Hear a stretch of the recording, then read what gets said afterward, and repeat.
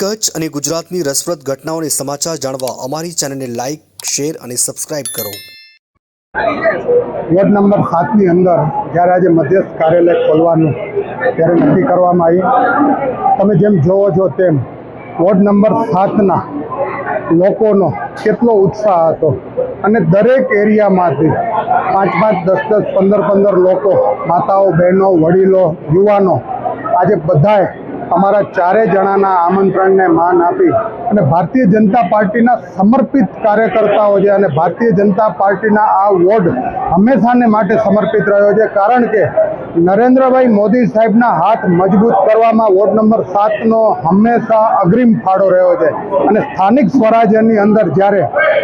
Bharatiya Janata party મજબૂત થશે ત્યારે જ દેશ મજબૂત થશે અને નરેન્દ્રભાઈ મોદીના હાથ મજબૂત થશે અને ભારતને વિશ્વગુરુ બનતા કોઈ નહીં રોકી શકે। વોર્ડ નંબર 7ની અંદર ઘણા બધા કામો થયા છે। 5 થી 7 કરોડના તો ગ્રાન્ટના કામો થયા છે, 1.5 થી 2 કરોડના કામો બીજા થયા છે, એમ ટોટલ 8-9 કરોડના કામો છેલ્લા 5 વર્ષની અંદર થયા છે અને આગામી જે કામ થવાનું છે 8.5 કરોડનું ટેન્ડર પ્રક્રિયા પણ પૂરી થઈ ગઈ છે। જે મુખ્ય પ્રશ્ન હતો વોર્ડ નંબર 7નો કે જે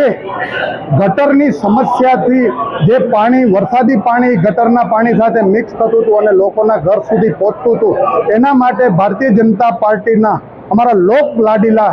ધારાસભ્ય શ્રી સાંસદ શ્રી વિનોદભાઈ કેશુભાઈની મહેનતથી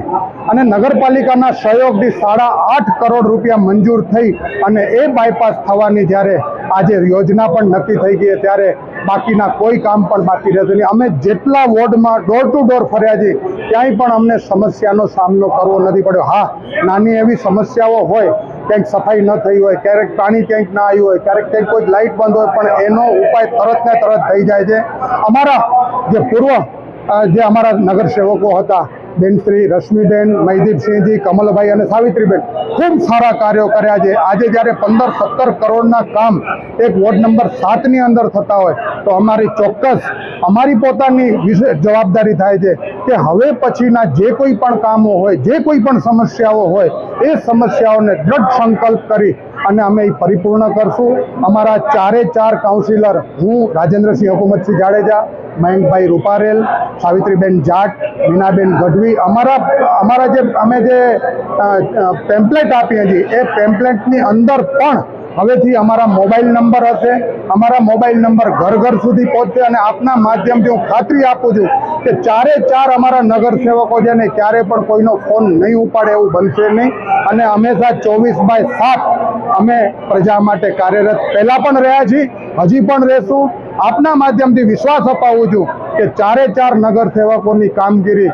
સૌથી વધુ સરસ રહેશે એવા આપના માધ્યમથી હું ભારતીય જનતા પાર્ટીના એક સૈનિક તરીકે વોર્ડ નંબર 7ના લોકોને એક વિશ્વાસ આપું છું।